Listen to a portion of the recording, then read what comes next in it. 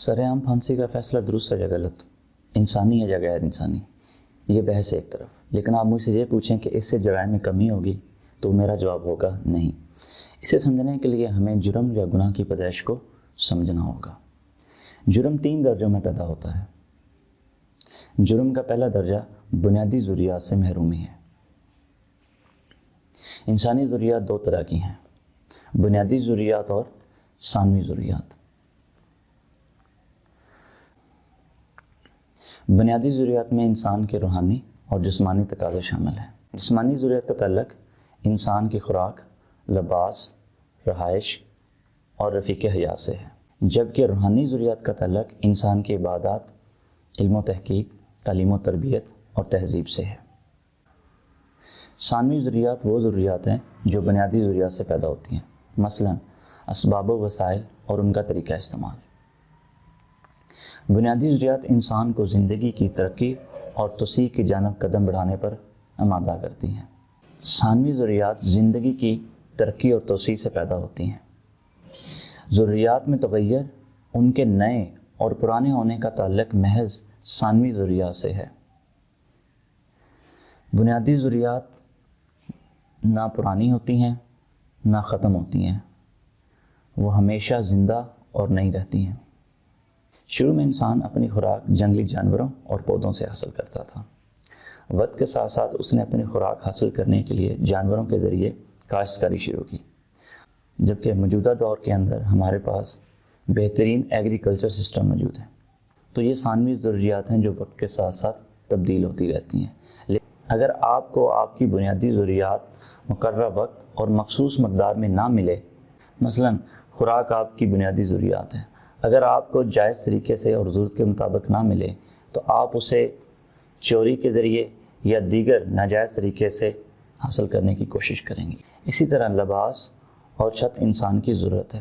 اگر یہ ضروریات جائز طریقے سے نہ ملیں تو آپ انہیں ناجائز طریقے سے حاصل کرنے کی کوشش کریں گے. یہ حکومت کی ذمہ داری ہے کہ وہ پہلے درجے میں آپ کی ان محرومیوں کا ازالہ کریں. جرم کا دوسرا درجہ تربیت کا فقدان ہے. انسان کے اخلاقیات کا تعلق روحانی تقاضوں سے ہے، اور روحانی تقاضے پورے کرنے کی پہلی اور ناگزیر شرط جسمانی تقاضوں کا پورا ہونا ہے. یعنی جب تک فرد واحد کی جسمانی ضرورتیں پوری نہ ہوں اس وقت تک وہ فرد روحانی تقاضوں میں کمال حاصل نہیں کر سکتا، جس کی وجہ سے وہ معاشرے کا ایک مفید اور اچھا فرد بننے سے قاصر رہتا ہے.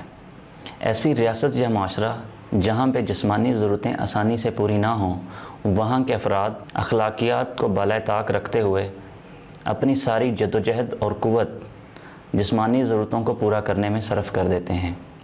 ایسے افراد اعلیٰ اخلاق سیکھنے سے محروم رہ جاتے ہیں.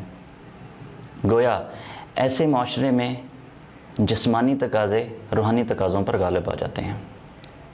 یہ سوچ معاشرے کے ہر فرد میں انفرادیت اور مفاد پرستی کی تاثیر پیدا کرتی ہے، جس سے معاشرے کے اجتماعی مزاج میں بگاڑ پیدا ہو جاتا ہے. یہاں سے جرم کی ابتدا ہوتی ہے. جرم کا تیسرا درجہ سرکشی ہے، یعنی ریاست آپ کی تمام جسمانی اور روحانی ضروریات کو پورا کرے.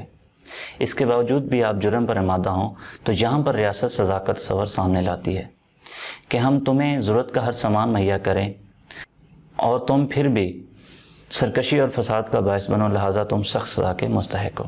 ہمارے عوام کی اکثریت سزاؤں یا بالخصوص شرعی سزاؤں کو ہر مسئلے کا حل سمجھتی ہے.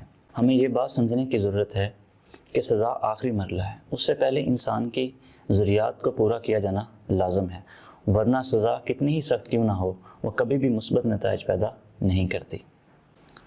مثال کے طور پہ ایک گھر میں والدین اپنے بچوں کی جسمانی اور روحانی ضروریات کو پورا نہیں کرتے تو بچے ان ضروریات کو پورا کرنے کے لیے ناجائز طریقہ اختیار کریں گے. اگر اس کے اوپر والدین انہیں سخت سزا دیں تو بچوں کے اندر بغاوت کا عنصر پیدا ہوگا اور اس سے گھر کا توازن بگڑ جائے گا. اسی طرح معاشرے کے اندر جب تک ہم لوگوں کی بنیادی ضروریات کو پورا نہیں کریں گے اس وقت تک ہم ان جرائم کا خاتمہ نہیں کر سکتے.